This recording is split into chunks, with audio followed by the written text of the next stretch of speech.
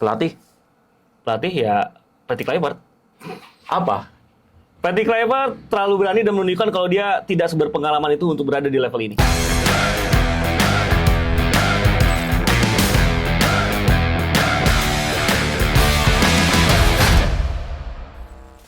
Guys, ketemu lagi tentunya di komentar Rensu dan Ibam, apa kabar brother? aman brother. Ini adalah kita bicara soal penampilan dari Indonesia menghadapi Arab Saudi di ronde keempat di kualifikasi Piala Dunia. Semua orang sedih, saya sedih, Ibam juga sedih. Ya. Makanya hari ini kita membahas tentang hal itu, Bam. Ya. Apa yang terjadi saat ini, terjadi kemarin, terjadi tadi malam, ya, terjadi di pertandingan tersebut. Salah pemain, salah pelatih, salah strategi, atau salah penempatan posisi. Kita nggak mencari kambing hitam, tapi Benar. kita membedah di sini dengan beb, tanpa ditutup-tutupin, tanpa bermaksud mencari kesalahan orang. Tapi Benar. kita mencari yang terbaik untuk timnas Garuda. Ya kita harus membicarakan fakta yang ada di atas lapangan. Ya. Banyak sekali variabel yang membuat pada akhirnya timnas tidak begitu perform. Pemain-pemain tidak perform di atas lapangan. Benar, kita melihat Klok Ya. agak drop, Etam juga tidak terlihat, Kambuaya struggling, Ya. Ort Mangun juga sangat pasif di depan. Beberapa pemain tampil bagus, tapi memang secara keseluruhan Indonesia jauh dari standar yang sudah kita tahu di laga-laga sebelumnya. Tapi kita tahu bahwa approach juga sangat berpengaruh. Ketika pemain di atas Oke. lapangan tidak tampil bagus, makanya Maaf Bang, saya potong dulu. Ya. Jadi ini kan teman-teman yang nonton ini kan bukan semuanya juga nonton, semuanya juga ngerti dengan bahasa-bahasa sepak bola. Ya. Approach itu apa? Lu kasih penjelasan dulu ke teman-teman kita. approach itu adalah set taktik yang dibangun oleh pelatih dan Oke. didistribusikan ke pemain-pemain. Oke. Jadi memang setup taktiknya ini tidak terlalu berjalan dengan tepat. Oke. Dengan pemilihan formasi yang saya rasa juga tidak terlalu familiar untuk beberapa pemain. Ini menjadi hal yang jadi kendala. Pada akhirnya eksekusi para pemain di atas lapangan juga sangat minim. Tidak terlihat ada chemistry yang bagus, tidak terlihat ada kemampuan covering para pemain yang biasa terlihat. Dan memang lagi-lagi pilihan taktiknya ini mungkin tidak masuk di laga selevel dan seketat itu tuh. Ya, ini kita bicara soal udah high level, Ya. ya. Kita belum bicara soal top karena top itu Piala Dunia. Ini kita Benar. udah menjelang Piala Dunia jadi high level. Dan apa yang dilakukan sekarang, ya menurut saya, ini kan kemarin kan kita sempat bicara, Bang, bahwa biasanya pelatih ketika mencoba di FIFA Matchday itu akan diturunkan. Ya. Kita kemarin sempat menduga 3-4-3 ya. Benar. Walaupun gue sempat bilang wah ini jangan-jangan mereka dia benar-benar mau pakai 4-4-2 nih atau kemarin mungkin jadi 4-3-3 gitu Ya, kan. benar. Ternyata beneran dipakai gitu loh. Back 4 3-3 dan sejauh ini sih memang tidak berjalan dengan baik ya. Walaupun Indonesia mencetak 2 gol tapi 2 gol itu hasil penalti bukan open play.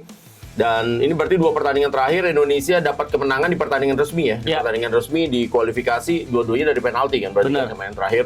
Nah, ini berarti bahwa memang seperti yang Anda bilang, seperti yang lo bilang tadi bahwa ya para pemain belum terbiasa dengan formasi 4 back lalu juga 3-3 atau juga 4-2-3-1 ataupun apalah bahasanya ini. Jadi pokoknya yang pasti belakangnya 4. Ya, yang penting sebenarnya kalau Indonesia mainnya bagus, mainnya tertata dengan rapi, mainnya dengan penuh daya juang yang bagus, dengan penampilan chemistry antar pemain, kombinasinya berjalan. Kalaupun kalah, kayaknya gak bakal sekecewa ini gitu. Oh. Yang jadi masalah semalam itu Indonesia benar-benar diobok-obok. Kita nggak pernah ngelihat di 2 pertemuan terakhir ketika Indonesia nahan imbang 1-1 dan menang 2-0, Arab bisa tampil kombinasi seperti main rondo kayak semalam. Iya. Sebelum-sebelumnya tuh mereka sulit untuk melakukan kombinasi, tapi semalam pemain-pemain kita itu kayak kucing-kucingan, ngejar bola ke Betul. sana, ngejar bola ke sini, tapi passing-passing mereka sangat nyaman. Iya. Ini menjadi satu bukti bahwa pilihan taktik dari Patrick Kluivert dan staf pelatih mungkin tidak maksimal dan tidak cocok untuk laga tersebut. Apalagi Alvaro Renat, pelatih dari Saudi Arabia, sudah memainkan pemain-pemain yang sudah sangat hafal karakteristik bermain dari Alvaro Renat sendiri. Jadi agak mismatch gitu di saat Arab main lebih realistis, Indonesia justru mencoba hal yang baru dan ini adalah momen eksperimen yang secara timing tidak tepat. Nah, ini tadi sudah dikatakan bahwa ini kan balik lagi dengan Renard sendiri gitu ya. Ya. Dan dia bermain dengan formasi dengan gaya dia yang Ya. sebelumnya sudah dipakai. Sementara Betul. Indonesia mencoba gaya baru. Mungkin bahasanya seperti itu. Ya. Dan apa yang terjadi di pertandingan kemarin kan kita juga harus sama-sama tahu nih Arab Saudi yang kita hadapin sekarang.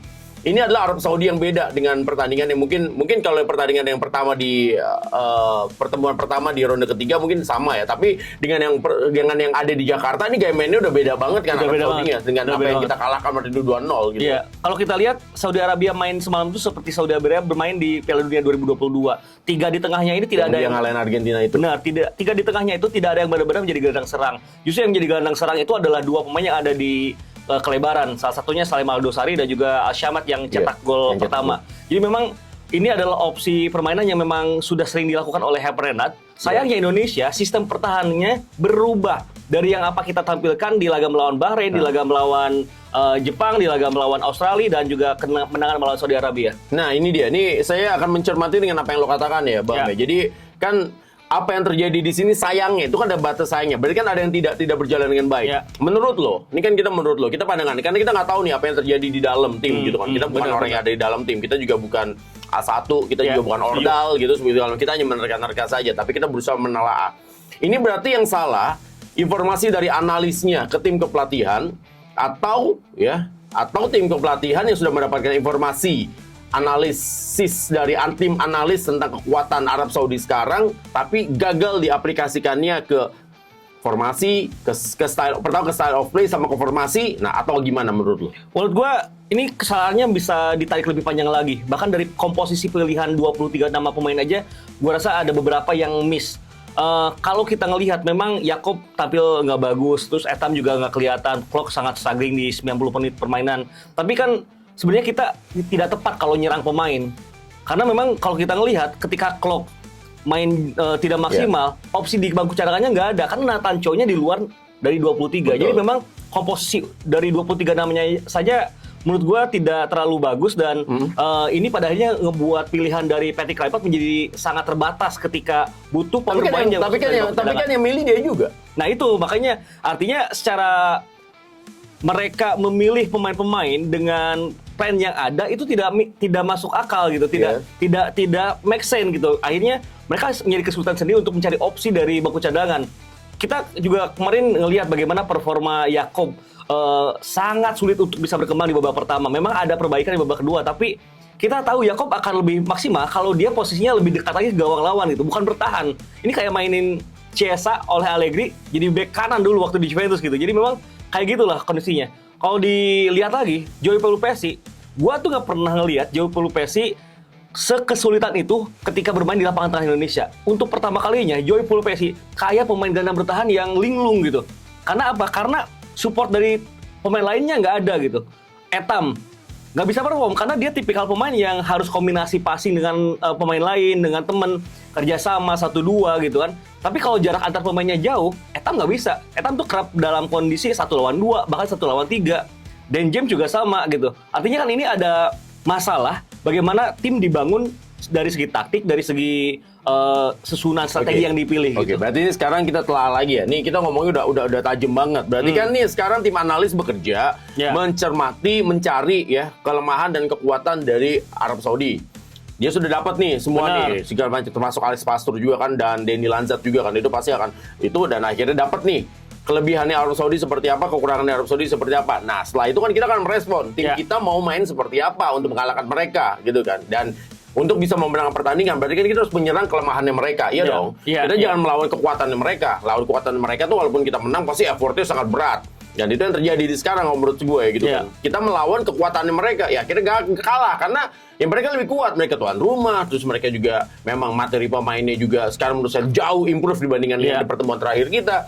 Nah, kita tidak mencari kelemahannya mereka. Terus yang kedua, menurut gue, yang tadi lo ngomongin juga kan, berarti placement dari pemain-pemainnya pun ya dengan komposisi pemainnya pun berarti salah juga gitu. Bahkan gue menduga staf pelatih ini dalam tanda kutip terlalu pede untuk memainkan apa yang sudah ditampilkan di 2 laga uji coba. Kita menang melawan Chinese Taipei dengan 6-0, lalu kita juga menang lawan Lebanon. Membuat mereka seri lawan Lebanon ini membuat mereka sangat percaya diri untuk kembali meng-approach pertandingan ini dengan seperti di laga uji coba. Tapi yang jadi masalah ternyata Saudi Arabia tampil lebih realistis. Mereka benar-benar dengan sesuai karakternya. Meskipun sebenarnya banyak celah di pertahanan Saudi Arabia. Gua tuh kemarin membahas bahwa 2 sisi fullback mereka sering banget naik terlalu tinggi dan menyisakan celah yang sangat besar. Dan kita juga ngelihat di proses kartu kuning Altam Bakti itu berawal dari Emiliano Jonathans yang bisa mengeksplor lini sisi kiri pertahanan yang kebuka lebar. Sayangnya itu jarang sekali terjadi gitu, jarang sekali dimanfaatkan oleh para pemain Indonesia karena lagi-lagi aliran bolanya nggak jalan, terlalu memaksakan direct tapi tidak ada kombinasi, tidak ada pancingan, tidak ada pergerakan orang ketiga, ngebuat serangan Indonesia benar-benar stuck, benar-benar statis dan mudah kebaca. Nah itu dia, jadi ketika kita melihat bahwa kemampuan yang dimainkan oleh Indonesia adalah bermain dengan 3 center back, terus akhirnya dirubah menjadi 4 center back di pertandingan yang sangat penting ini, maha penting ini, gitu segala macam. Memang berharap kan Dean James selalu juga posisinya Yakob itu kan bisa naik turun sepanjang pertandingan. Tapi memang kita udah pernah lihat juga ketika Dean James main untuk Indonesia di posisi tersebut ketika melawan Australia, iya kan? Itu kan memang dia juga kewalahan juga bermain di posisi itu. Beda ketika dia main di Go Ahead Eagles sama dengan dia main ini. Jadi kalau gue nangkapnya mungkin gini ya. Tadinya tuh berpikir di posisi gelandang bertahan, di posisinya Mark Locke. Mungkin Kevin Verdong yang mau dimainin sebenarnya mungkin di situ, ya kan? Karena di pertandingan terakhir di FIFA Matchday itu kan Verdong yang main di posisi tersebut. Nyata tiba-tiba Verdong kan mengalami cedera leher, terus tiba-tiba nggak bisa main, ditaruhlah Mark Locke, bukan dipilihnya Haye gitu kan. Nyata memang tidak jalan. Dan jadi menurut gua ini miss apa nih yang terjadi di sini kan? Informasi-informasi yang didapatkan dari tim analis yang akhirnya dibuatkan sebuah strategi dengan penempatan dia. Gue yakin lah satu Indonesia itu kemarin ngelihat starting line up yang diturunkan semua kaget. Kaget. Yakin banget. Termasuk gua, lu, ya semua pencinta sepak bola sih kaget gitu. Ini formasinya di luar dugaan gitu loh.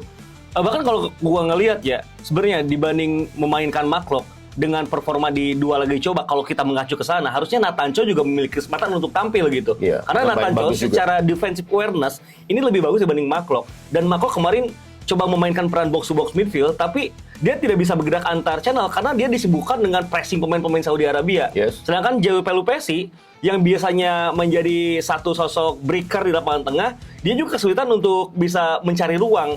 Jadi memang ini menjadi keadaan serba sulit. Sayangnya memang Tom Haye dalam keadaan yang nggak fit untuk main dari awal, Kevin Verdong tidak tersedia, Nathancho di luar dari 23 nama, dan kalau kita ingat ya, di laga babak pertama itu sisi kanan pertahanan Indonesia menjadi titik lemah yang diekspos oleh Saudi Arabia. Kenapa? Banyak banget pulang-pulang dari sana. Kenapa? Karena Miliano Jonathan tipikalnya bukan pemain yang sering turun ke belakang untuk membantu pertahanan, dan nahasnya di sisi kanan pertahanan Indonesia itu Yakob Sayuri yang notabene bukan fullback kanan murni. Makanya dari itu, gue di episode sebelumnya Sandy. Komentari, gue milih Sandy Walsh. Kenapa? Karena dia secara karakteristik lebih balance gitu. Memang untuk menyerang, dan mungkin gue bisa menerka-nerka bahwa harapan Yakob yang ditampilkan di sana adalah untuk memanfaatkan kecepatannya. Tapi kan kita bisa ngelihat, jarang sekali dia punya kesempatan untuk bisa menyerang, khususnya babak pertama. Dan di babak pertama itulah yang ngerusak mental pemain Indonesia di sepanjang laga. Nah, sekarang pertanyaannya segampang gini aja, Bab. Menurut lo, Indonesia tuh kemarin tuh main style of playing itu apa sih? Ya, terlalu berani bermain terbuka. Jadi bukan defense counter. Sementara dia coba kontrol tapi tidak dapat kontrolnya. Tidak dapat gitu kan. Itu hampir sama dengan apa yang kita lakuin ketika pertama kali lawan Australia. Benar. Kayak gitu. Iya, sebenarnya main menyerang tuh nggak salah loh. Dan kita udah berhasil. Sebenarnya ketika lawan Australia kan juga kita berhasil dapat penalti tapi gagal. Kalau sekarang tuh kemarin dapat penalti udah berhasil. Benar. Tapi setelah itu memang faktor lainnya ya, Arab Saudinya juga makin panas. Terus yang kedua juga ya kita harus akuin mungkin ketahanan kita untuk memaintain bermain ini pemain sih menurut gue udah tampil luar biasa ya, maksudnya mereka udah berjuang sekuat tenaga, tapi memang untuk bermain sepanjang pertandingan fisik mereka memang belum maksimal ya, belum maksimal, bukan belum bagus, belum maksimal. Sekali lagi ya, jadi emang ini menjadi satu sasaran yang salah kalau kita nyerangnya pemain. Betul. Karena pemain itu menjalankan apa yang diperintahkan oleh pelatih. Dan pemain menurut gue, ini pandangan gue ya, pandangan gue bisa salah atau enggak. Tapi menurut gue mereka tuh udah berjuang habis-habisan. Iya benar. Apakah permainan menyerang melawan Arab ini salah? Gua rasa enggak juga. Tapi kalau lu pengen main menyerang, harus ada back plan-nya dong. Opsi plan lainnya ada dong. Berarti kalau lu main menyerang, jarak antar pemainnya harus deket, harus rapet. Kita juga konsentrasinya nggak boleh hilang. Transisi bertahannya harus bagus. Sedangkan yang terjadi kemarin ketika coba untuk tampil terbuka, back kanan kita seolah-olah berjuang sendirian. Dan James seolah-olah berjuang sendirian. Etam sangat disibukkan untuk keluar dari parking para pemain dari Saudi. Lini tengah sangat disibukkan oleh pergerakan yang fluid dari Saudi Arabia. Miliano Jonathan, Ragnar Mangun tidak memiliki ataupun tidak ada momen di mana dia berhasil untuk membantu pertahanan gitu. Jadi semuanya ini menjadi satu hal yang harus ada sosok yang bisa mengambil tanggung jawab, karena ini udah pilihan lu main menyerang, dan main menyerang itu gak apa-apa sebenarnya asal lu bisa punya backline yang bagus gitu. Pertanyaan berikutnya adalah, ini juga pertanyaan dari teman-teman yang suka nonton kita semua segala macam ya kan. Banyak yang komen ya. Banyak yang komen. Terima kasih yang udah pada komen. Kita juga masih terus berkembang. Betul. Jadi segala kekurangan kita akan terus perbaiki dengan episode berikutnya. Segala saran, kritikan, semua segala macam ya kan. Pokoknya terima kasbon, terima gaji ya buat semuanya. Nah, sekarang pertanyaannya adalah gampang aja Bam. Ya. Indonesia sebenarnya mampu nggak sih dengan materi pemain yang dimiliki untuk bermain menyerang? Nah itu aja pertanyaan gua kan. Sekarang boleh. Lu kan bilang tadi kan sah-sah saja bermain menyerang. Tapi sebenarnya Indonesia mampu nggak untuk menjalankan style of play seperti itu? Gitu aja ngomong. Jawaban sederhananya mampu. Tapi akan lebih mampu lagi kalau kita main defense counter. Oke. Karena itu sudah menjadi karakter yang Setuju nggak temen nggak? Ya kan? Karena itu menjadi karakter yang sudah benar-benar dipahami oleh seluruh elemen tim yang ada di Saudi Arabia sekarang. Selama kurang lebih berapa tahun terakhir? Ya 3 tahun terakhir lah mungkin ya. Kalau kita membahas semenjak ronde pertama kualifikasi Piala Dunia. Jadi memang para pemain sudah tahu bagaimana caranya defense yang benar, bagaimana caranya untuk menjaga kerapatan, bagaimana caranya untuk mengeksplor ketika lawan garis pertahanannya naik terlalu tinggi. Tapi yang terjadi kemarin, lawan itu sangat nyaman untuk memaintain keadaan, untuk mengendalikan momen. Bahkan ketika mereka sudah unggul, mereka ini banyak aksi taktikal yang sudah menjadi karakter mereka. Kita nggak bisa nyalahin, Saudi Arabia banyak jatuh, banyak keluar waktu. Ya itu mau udah jadi karakter permainan mereka gitu. Kita nggak bisa nyalahin. Itu sah-sah saja. Itu kita nggak boleh marah dengan hal seperti itu. Itu part of the game gitu, dan itu karakteristik mereka yang harusnya berbenah tuh Indonesia gitu. Indonesia harusnya bisa ngerespon di saat lawan kayak gitu, harusnya kita kayak bagaimana gitu. Ini Bam, ini juga buat teman-teman semua ya. Saya bukan fans dari pelatih A dan pelatih B gitu ya. Saya tidak mau terparadigma dengan kondisi seperti itu. Tapi saya akan mencari yang benar dan yang salah menurut pandangan kita.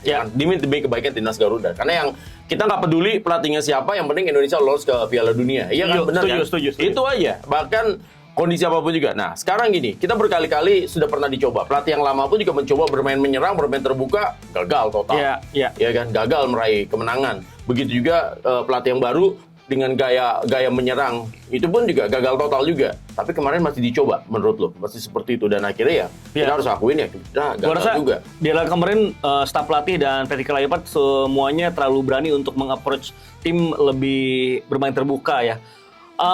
Untuk tim yang secara kualitas di bawah tim lain. Ya, kita sebenarnya anak bawang lah. Kita harus akui. Karena kita main dari kualifikasi pertama kan Brunei. Jadi memang yang sering dilupakan, memang pemain-pemain Indonesia main di Serie A, main di Bundesliga, main di Eredivisie, main di Liga. Tapi secara tim, kita anak bawang. Itu harus, dan nggak boleh marah kita diomongin kayak begitu. Saudi Arabia sudah ngebangun tim ini bersama Alfred. Dan mereka udah main Piala Dunia, Bos. Sejak 2019. Walaupun sempat diganti sama Roberto Mancini, tapi kan ketika Alfred balik lagi ke tim, chemistry-nya sudah kembali langsung terbangun dan mereka sudah saling mengenal. Artinya mereka tuh posisinya ada di atas kertas, di atas Indonesia. Betul. Dan harusnya buat tim yang berada di bawah, di atas kertas, harusnya bermain lebih masuk akal gitu. Bermain lebih tenang, lebih mencoba menjaga kedalaman, disiplin, fokus, dan sambil mencari serta menunggu kesalahan dari lawan. Namun yang terjadi itu nggak dimaksimalkan oleh Indonesia gitu. Nah, ini kan kita tadi atau di episode sebelumnya kita udah bilang ya bahwa ini pemain sudah atas pilihan tim pelatih dengan kondisi yang seperti ini. Ya kalau menurut pandangan gua ya yang paling bertanggung jawab di sini adalah yang menyusun ini semua gitu ya. Gua nggak tahu tuh siapa yang menyusun ini semua. Iya kan benar. Tapi apapun itunya sebagai pimpinan di situ berarti kan itu adalah pelatih kepala ya. Pelatih kepala harus bertanggung jawab menurut gua gitu kan. Yang paling nyesek di kekalahan tadi malam adalah sebenarnya Patrick Kluivert sebagai head coach sudah membuktikan ketika Indonesia main lebih realistis, lebih masuk akal, tidak terlalu terbuka seperti di laga melawan Bahrain, kita bisa menang kok. Kita bisa kok main mengendalikan pertandingan. Emang kita ball posisinya kalah lawan Bahrain di GBK, tapi kan kita menang. Artinya sebenarnya Patrick Kluivert tuh punya opsi untuk kembali main seperti itu. Tapi kenapa nggak diambil nih? Ini masih menjadi pernyataan besar. Dan menurut lo? Menurut gue sih karena pede aja dengan apa yang ditampilkan di 2 laga uji coba. Dan ini juga akhirnya menunjukkan laga tadi malam, kekalahan Indonesia melawan Saudi Arabia, ini menunjukkan sejauh apa pengalaman Patrick Kluivert sebagai head coach. Harus diakui. Gitu. Iya. Gua rasa ini menunjukkan keluar dari tekanan-tekanan, keluar dari jalan-jalan buntu, keluar dari kondisi tertekan untuk bisa menciptakan kan kalau gue selalu bilang ya, pelatih yang bagus itu adalah bukan pelatih yang menyusun strategi dari awal. Benar. Ya, untuk menyiapkan sebuah strategi awal semua pelatih rata-rata bisa. Tapi pelatih yang merubah strategi berjalan, ketika strategi A-nya itu tidak bisa jalan, terus dirubah jadi strategi B dan akhirnya bisa bounce back dan bisa menang. Itu menurut gue pelatih yang hebatnya yang di situ karena di situ ketahuan tuh pelatih adjustment in game kan. Iya, adjustment ya. Itu bahasa kerennya kalau Ibam tuh bilang adjustment, kalau gue tuh bilang strategi berjalan aja gitu. Bahwa itu adalah pelatih yang top, pelatih yang hebat gitu. Cuman kan kondisinya gini loh. Ketika kita tahu Indonesia bisa main lebih aman, lebih terukur, mungkin bisa dikatakan defensif, tapi sudah menghasilkan kemenangan dan sudah terbukti bisa bermain seperti itu. Terus mencoba cara lain di laga yang sepenting semalam, yang harusnya itu terlalu beresiko. Harusnya tidak boleh dicoba-coba lagi. Iya, itu terlalu beresiko dong. Terlalu beresiko. Beda halnya, kita main kayak gini lawan Jepang kemarin deh. Di laga terakhir fase grup ronde ketiga, udah nggak menentukan. Udah nggak menentukan gitu. Itu lebih masuk akal dibanding lu main mencoba untuk tampil lebih terbuka di laga pertama lawan Saudi, di laga ronde keempat yang hanya 2 pertandingan saja gitu. Nah, atau gini Bam, jangan-jangan memang tim kepelatihan ini pede bahwa bisa ngalahin Arab Saudi. Ya, ini teman-teman juga setuju atau enggak dengan kondisi ini? Jangan-jangan pede nih karena 2 kali kan ketemu tidak pernah kalah. Akhirnya pede untuk bisa ngalahin Arab Saudi, makanya mereka bermain menyerang. Padahal karena memang di posisi sekarang ini kan memang harus menang untuk bisa lolos kan. Pemikirannya gitu, 2 kali menang lolos. Padahal sebenarnya banyak jalan menuju Roma, banyak jalan menuju Piala Dunia. Nggak mesti 2 kali menang, tapi 1 kali seri, besok juga menang bisa. Atau yang penting jangan kalah, ini dulu. Atau nyata kalau emang nasib bagus, nyata 2 kali seri saja dengan menang selisih gol, ternyata kan bisa lolos juga, iya dong. Jadi banyak jam. Tapi kalau menurut gua nih kondisi tim pelatihan mungkin berpikir, wah ini gua harus menang nih, makanya bermain seperti ini ya. Karena memang kalau mau menang, ya mainnya harus agresif. Benar. Dan mainnya agresif, ya ternyata ya itu dia. Makanya susah jadi sebenarnya pelatih sepak bola kan gitu. Itu pilihan taktik yang semuanya juga pasti mengandung resiko ya. Lu mau main menyerang ada resikonya, lu main bertahan ada resikonya. Cuman memang ini harus dipikirkan lagi. Ketika lu coba untuk main terbuka seperti semalam gitu. Ya kan yang kebuktian adalah chemistry pemain kita itu benar-benar nggak bentuk. Di 2 laga kita melawan Saudi Arabia, itu Saudi Arabia untuk ngebangun serangan aja deadlock gitu. Mereka bingung harus oper kemana, harus passing kemana. Coba semalam, mereka bisa menciptakan total 6 peluang emas. Mungkin mereka main tuan rumah kali. Nggak ngaruh, di laga pertama waktu ronde ketiga juga, kita emang digempur sekitar 12 total shot dari mereka. Tapi kan yang jadi big chance cuma 2. Semalam, Arab punya 6 big chance. Dan 17 tendangan attempt. Iya, itu terlalu banyak gue. Itu terlalu banyak. Itu ngebuktiin bagaimana rapuhnya pertahanan Indonesia. Bagaimana para pemain bingung untuk bertahan dengan sistem yang baru. Bagaimana para pemain juga bingung untuk bekerja sama untuk menggalang pertahanan. Dan gua rasa sih ini menjadi satu, kalau itu menjadi pilihan yang mengandung resiko dan resikonya diambil, berarti harus ada tim kepelatihan yang berani bertanggung jawab sih. Setuju nggak teman-teman kalau ya ini bukan berarti ini kondisinya bukan berarti harus ganti atau gimana segala macam. Tapi ini yang kita bahas adalah siapapun itu ya itu dia. Ketika lu menjadi pemimpin, ya lu harus berani juga. Jadi kan itu kan adalah boleh dibilang itu kan hal yang privilege dan juga tanggung jawab yang dipunyai oleh pemimpin. Ya dong. Di satu sisi dia bisa mengatur, tapi satu sisi dia harus gentle juga, harus berani bertanggung jawab. Makanya kan di episode kemarin gue bilang, ini Patrick Kluivert sudah mendapatkan semua yang dia mau. Iya, benar. Pemain pun dia yang sudah pilih sendiri. Tapi kalau nampak ya dia harus bertanggung jawab, dong. Ya masalah nanti pertanggungjawabannya diterima atau enggak sama federasi itu urusan lain. Tapi yang penting ya bertanggung jawab bahwa ya udah gue sebagai pemimpin gue salah nih. Jadi jangan nyalain analis gue, jangan salahin asisten gue, ya gue yang bertanggung jawab. Ya sekarang tinggal serahkan semuanya ke federasi gitu. Walaupun memang resikonya untuk mengganti pun ini udah nggak akan bisa karena udah sangat-sangat susah gitu dengan roda 4 dan terlalu riskan banget. Hanya tinggal berapa hari ketemu sama Irak. Bahkan ada satu hal yang terlewat di obrolan ini yang sudah cukup lama. Gue ngerasa tidak masuknya Marcelino ke skuad di 29 nama saja itu sudah menjadi pertaruhan yang besar karena mau bagaimanapun ini kita bahas kemarin di episode kemarin ya. Walaupun Marcelino fitnessnya mungkin nggak sesuai, dia jarang bermain. Dia pencetak gol di dua gol di laga. Tapi dia adalah pemain fenomenal yang sangat cocok untuk pertandingan-pertandingan di level seperti tadi malam. Berarti kalau Marcelino masuk kan Beckham nggak main. Bukan masalah siapa yang main. Marcelino tuh bisa main di berbagai posisi. Bahkan kalau dia masuk sebagai double pivot untuk mendampingi Joy Paul Pesci itu lebih masuk akal. Karena banyak orang yang nggak menyadari Marcelino itu memiliki kemampuan defense yang bagus. Iya. Itu kan dan itu tadi jadi, dia bisa jadi pembeda. Pada akhirnya jadi banyak. Maksudnya jadi menurut lo dibandingkan dengan yang dimainkan dibanding milih Beckham atau Lino mendingan dua-duanya dimainin gitu. Nah, berarti ada salah satu gelandang yang nggak dimainin diganti sama dia kemarin dimainin. Gua pribadi, gua tuh agak kaget kenapa Klok jadi inti. Dan gua jauh lebih kaget ketika Klok main full. Karena Klok untuk level ACL tuh, untuk level Superliga Indonesia bagus. Baca ini kita bisa soal tempo ya, karena benar. Ketika di level itu kan temponya nggak mungkin seketat. Kalau sekarang nih setengah detik lo meleng dikit aja bola udah kerebut. Karena rapnya, pressingnya tinggi semua. Kalau di ACL kan mungkin temponya agak lebih lambat. Pace-nya ACL beda. 2 ya, bukan ACL 1. Pace-nya beda. Nah ini level pertandingan semalam itu level pertandingannya lebih dari ACL Elite. ACL Elite aja udah lebih tinggi dibanding ACL tuh. Ini lebih tinggi lagi. Artinya Klok sangat struggling dan terbukti. Makanya gol kedua itu makanya itu terjadi karena salah passing itu karena ya dua clearance kan dua-duanya kan. Ya karena itu pressingnya kan ketat banget gitu. Dan banyak momen di mana ketika kalau kemampuan serangan pun bolanya gagal passing ke Eliano Rendes.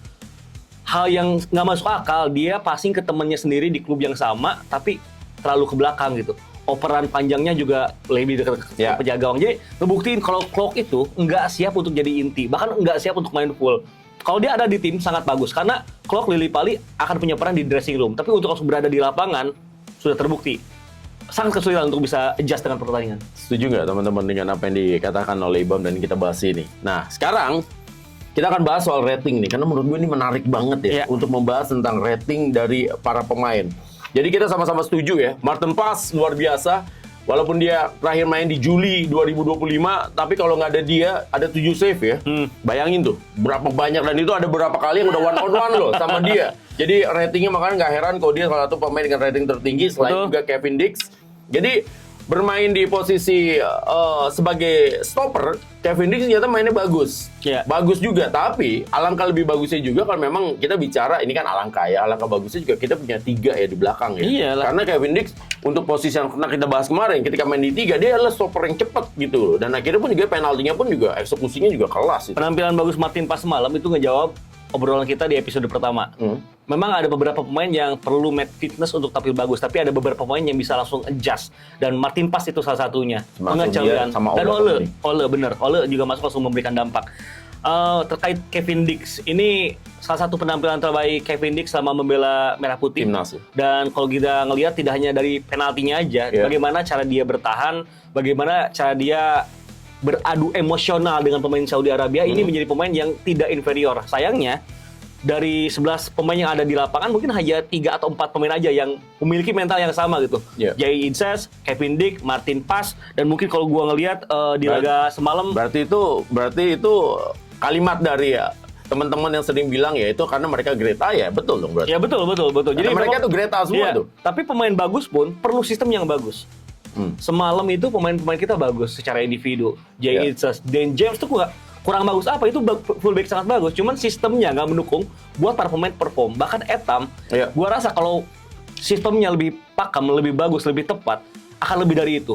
Etam itu ada momen di mana take on-nya bisa mengundang kontak dari lawan, dan harusnya itu yang banyak dilakukan di area pertahanan lawan, bukan di area pertahanan sendiri. Nah, sementara Bam, kalau misalnya bicara soal pelanggaran yang terjadi yang mengakibatkan penalti, gue kan dari teman-teman juga gitu kan, yang sering gue baca segala macam ya, mereka tuh bilang gitu bahwa ini apa yang terjadi di pertandingan ini adalah yang sering terbawa dari apa yang terjadi di Superliga. Jadi ketika itu tadi pelanggaran-pelanggaran, terus udah gitu juga menarik jersey, terus udah gitu juga dorong-mendorong ketika corner kick. Makanya gue sering bilang tuh ketika lagi siaran, wah ini bahaya kalau nanti di level internasional ini bisa jadi pelanggaran gitu. Dan akhirnya kan terbukti. Karena gol yang terjadi bagi Indonesia itu adalah menurut gue adalah bagaimana kita melakukan kesalahan sendiri yang sebenarnya belum tentu berbahaya. Karena ada Kevin Dix juga yang cover kan ketika terjadi penalti itu yang akhirnya dicek melalui VAR gitu. Itu juga ngebuktiin bahwa Jakob Seuri secara defensive awareness, kemampuan bertahan, kepekaan dalam ketika bertahan, memang bukan pemain yang tepat untuk berada di posisi tersebut. Itulah alasan kenapa gue lebih memilih pemain yang lebih balance untuk berada di area fullback. Makanya di episode sebelumnya gue milih Sandy Walsh atau enggak Kevin Dix yang main sebagai fullback kanan. Kalau pakai 4 back, kalau pakai 3-4-3 baru dia main di posisi wingback kanan. Baru Jakob lebih cocok karena kesempatan untuk menyerangnya lebih banyak. Tapi ketika dipaksa untuk banyak bertahan, defensive awareness Jakob bahkan tidak lebih baik dibanding Yance, saudara kembarnya. Dan Yance kemarin karena Yance udah biasa main di posisi fullback ketika di Malut. Dan kalau kita ingat di PSM pun Yance seperti itu kan, biasa bermain di kedua fullback. Jakob dengan kontribusi 3 gol 3 assist untuk Malut di musim ini sangat disayangkan, perannya terlalu ke belakang, dan ketika ke belakang tidak hanya kemampuan serangannya yang tidak keluar, tapi kemampuan bertahanan juga menjadi bingung gitu. Akhirnya tadi pelanggaran yang nggak perlu, narik jersey, memang itu kebiasaan, tapi lagi-lagi itu membuktikan bahwa karakteristik terbaik Jakob Seuri untuk bermain di high level, untuk bermain di timnas, bukan untuk bertahan, tapi untuk lebih menyerang. Nah itu dia, sementara juga kita agak maju ke tengah ya, jadi memang ketika lini tengah ini kita nggak bisa ngasih bola ke depan, akhirnya Ragnar nggak berfungsi, semua segala macam. Terus ya gitu juga Kambuaya juga ya nggak berfungsi juga. Jadi segala macam. Jadi ini sekali lagi udah jadi, kita tidak menyalahkan satu persatu pemainnya, tapi memang secara keseluruhan nggak jalan ini semua tim gitu. Iya, agak mismatch. Bahkan dari respon Alex Pastur, pergantian pemainnya, memang ada yang berhasil. Masuknya Tom Haye, masuknya Ole, memberikan gairah baru, memberikan dimensi baru, tapi terlalu cepat menarik Emiliano Jonathan juga perlu dipertanyakan. Nah itu orang menurut lu kira-kira kenapa Emiliano yang ditarik? Ya mungkin karena Emiliano kemampuan defensifnya tidak banyak membantu Jakob dan itu yang coba untuk diperbaiki. Tapi agak disayangkan gitu karena dibanding menarik Eliano sebenarnya yang sulit untuk bisa berkembang di laga tersebut adalah Kambuaya dan Klok. Tapi yang ditarik adalah Etam sama Emiliano. Langkah lebih baiknya kalau Eliano Reinders ini bermain untuk berada di lini tengah gitu karena dia tuh seorang pemain yang work ethicnya bagus, dia team player, dia bisa membangun kombinasi permainan di tengah, dia sering bergerak untuk mencari ruang dan itu yang tidak terlihat di laga tadi malam karena Kambuaya pace-nya terlalu lambat untuk bermain di laga seketat itu. Dan kalau bisa kita bicara soal Ole, kenapa nggak di-manage sejak awal, kita sama tahu lah. Mungkin kita faktor match fitness, satu juga faktor keadaan, kondisi tubuhnya memang belum bisa main 90 menit ya. Makanya dia akhirnya dimainkan di babak kedua. Tapi memang kelihatan jelas ya, begitu Ole masuk, ya ini yang dibutuhin sama kita di sektor penyerangan gitu loh. Iya, Ole tuh kalau gua ngelihat mungkin semalam baru 60 atau 70% aja kemampuan fisiknya untuk berada di atas lapangan. Dengan kemampuan fisik yang baru 70% itu, dirinya juga sudah punya 3 peluang kan. Dua diantaranya, satu dari sundulan, satu dari tendangan menyambut umpan. Tapi dua-duanya kalau dia bermain lebih lama, kalau dia sudah bermain di laga sebelumnya, mungkin akan lebih maksimal secara hasil. Tapi yang terjadi adalah sentuhan Ole ini belum kembali gitu. Sentuhan sebagai pemain bolanya di atas lapangan belum didapatkan. Dia belum mendapatkan peak performanya hingga ketika ada umpan bagus, ketika ada peluang bagus, dia gagal menyelesaikannya. Tapi lagi-lagi ini membuat pada akhirnya Ole memang sangat layak untuk tidak main inti di laga tadi malam. Kalau dia main inti, mungkin akan lebih bahaya bagi Indonesia karena tidak ada sosok yang bisa menjadi game changer di babak kedua. Iya, jadi apa yang terjadi di pertandingan ini, akhirnya di pertandingan ini ya, kita sama-sama tahu bahwa untuk saat ini apa style of play terbaik yang bisa dipakai oleh Indonesia adalah defense counter ya. Itu setuju ya kita ya. Defense counter tapi tidak bertahan terlalu dalam. Tidak low block. Teman-teman gimana, setuju atau enggak? Nah, itu dia. Itu jadi tidak low block, tapi itulah cara seperti itu yang paling terbaik dengan materi yang kita punya juga dengan apa yang kita dapatkan sekarang seperti itu. Indonesia harus bisa jaga intensitas di tengah sebenarnya. Ketika ingin menjaga intensitas di tengah, pemain yang ada di tengah juga harus tepat. Kemarin itu yang sudah siap untuk bermain di intensitas seperti itu, di press seperti itu mungkin hanya Joy Pulpesi. Kok sama Kambuaya harus diakui sangat struggling untuk menghadapi 3 pemain tengah dari Saudi Arabia. Artinya harus ada pemain lain yang siap.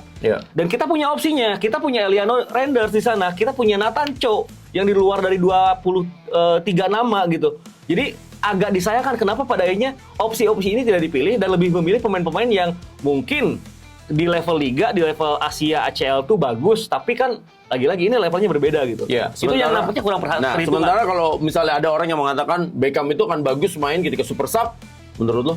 Enggak, kalau inti juga dia bisa bagus, tapi Etam itu adalah tipikal pemain yang harus dikelilingi oleh pemain lain dengan jarak yang dekat agar dia mampu menari-nari, dia mampu kombinasi, mampu bermain-main passing.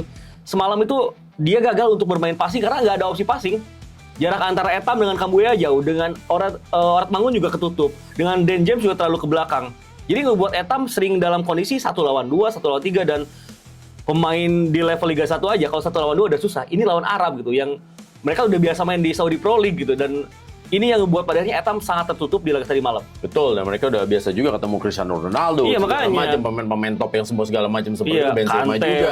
Neves di situ semua. Jadi memang yang kita ketahui bahwa apa yang terjadi, jadi mungkin ini kesimpulan aja ya. Ini kita tidak, sekali lagi tidak menyalahkan siapapun juga, kita mencari yang terbaik semua segala macam. Jadi dan ini ada tetap memberikan penghormatan besar pada para pemain ya. Betul. Makanya di sini saya dan juga Ibam sama-sama memberikan hormat ya atas perjuangan tanpa lelah gitu kan ya. Dan kita juga tidak pernah berhenti untuk memberikan doa dan dukungan tentunya kepada timnas Garuda, dan kita menaruh hormat dengan kondisi seperti itu. Jadi kesimpulannya tentang pertandingan Indonesia sama Arab Saudi ini kita recap lagi. Apa, Bang? Menurut gua yang pertama adalah pemilihan komposisi 11, lalu pemilihan komposisi 23 nama yang tidak terlalu tepat. Benar-benar perlu ditanyakan. Yang kedua adalah approach dan taktik strategi yang terlalu berani untuk bermain terbuka. Yang ketiga adalah tentunya pergantian pemain dan pemosisian pemain yang tidak tepat. Pelatih Pelatih ya Patrick Kluivert. apa? Patrick Kluivert terlalu berani dan menunjukkan kalau dia tidak berpengalaman itu untuk berada di level ini. Setuju atau tidak semuanya, inilah dia komentari episode yang kedua. Jangan lupa tulis ya masukan, komentar Anda juga ya. Benar. Lalu juga kritikan, semuanya tuangin semua di sini. Dan sekali lagi ya, kita tidak mencari dan juga mencari kambing hitam segala macam, tapi kita mencari yang terbaik untuk timnas Garuda. Jangan lupain tag di Instagram dan Iya. media sosial kalian ya.